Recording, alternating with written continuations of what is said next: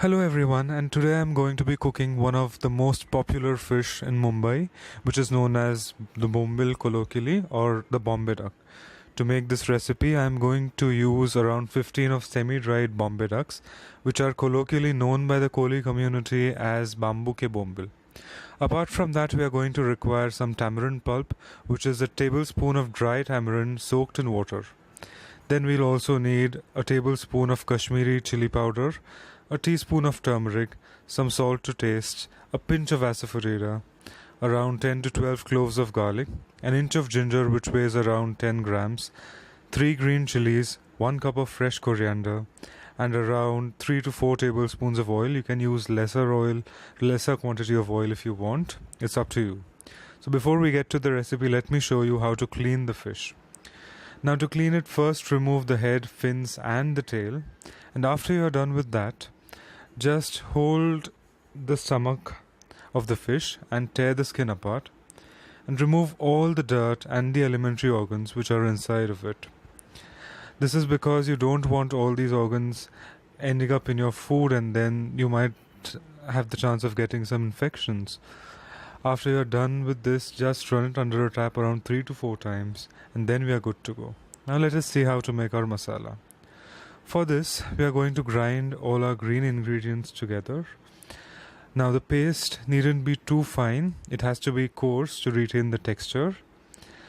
You have to use coriander leaves, some cloves of garlic, the ginger and green chillies, and gradually adding some water, you have to grind it to a very coarse paste. You can also use a mortar and pestle if you like, which is better in my opinion, but since I'm quite short of time, I'm going to use my mixer. And I'm just going to show you how the consistency has turned out to be after I'm done grinding. You don't have to add a lot of water to it. So as you can see little bits and pieces of garlic and ginger over there, and you just want to fry it like that. Now that our masala is ready, I'm going to heat some oil in our pan on medium flame.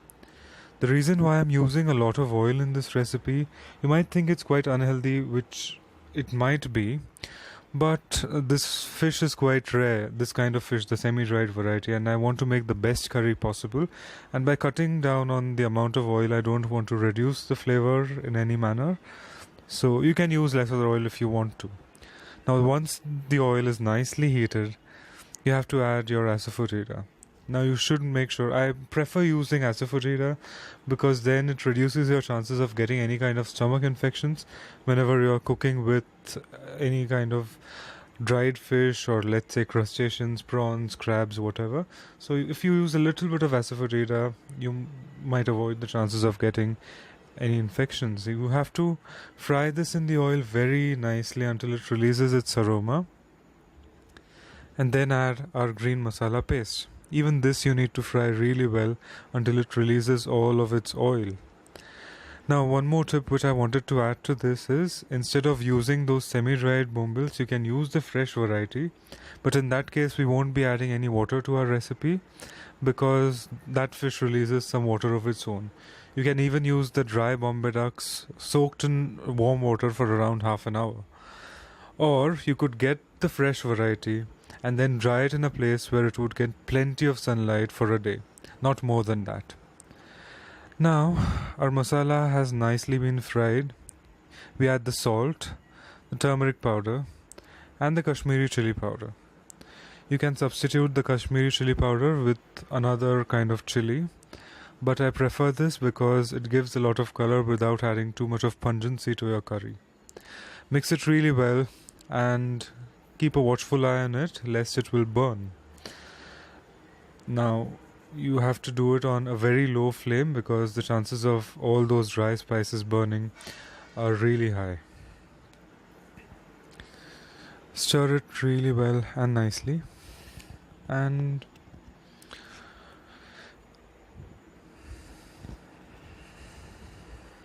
see, now we add the fish. All of the fish. You have to be really gentle with the fish. It might break very easily because it hasn't been completely dried. Gently add the fish and make sure the masala coats the fish from all sides. Make sure that the heat is medium all the while after you add the fish. Stir it nice and well so that the masala gets absorbed in every little bit and part of the fish.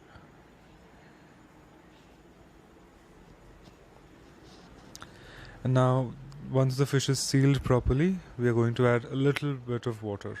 Now, you won't be adding too much of water to the recipe because traditionally this kind of curry is made. It's quite thick, thicker than our usual fish curries. So the curry just needs to cling to your fish.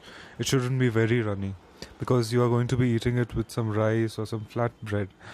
So this is how it is done. And once that is done, you have to do it until it's almost cooked. You don't have to cook it completely until it's just almost cooked.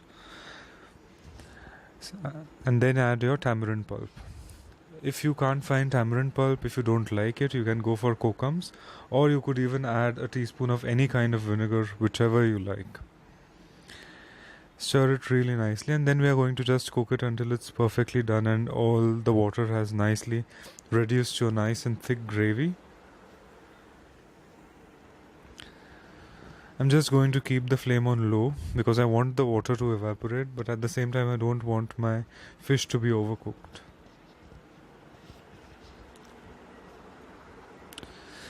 As you can see, my fish is nicely cooked. It is coming off the bone.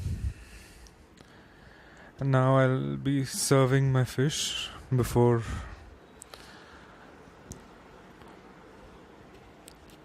see. It's nicely done now. I have served the fish in a nice and clean bowl, and I'm going to be garnishing it with some freshly chopped coriander leaves. Now, you'll love this recipe if you have it with some rice or some rice bhakris or hand breads or flat breads as some might call it. Do make sure to try this recipe at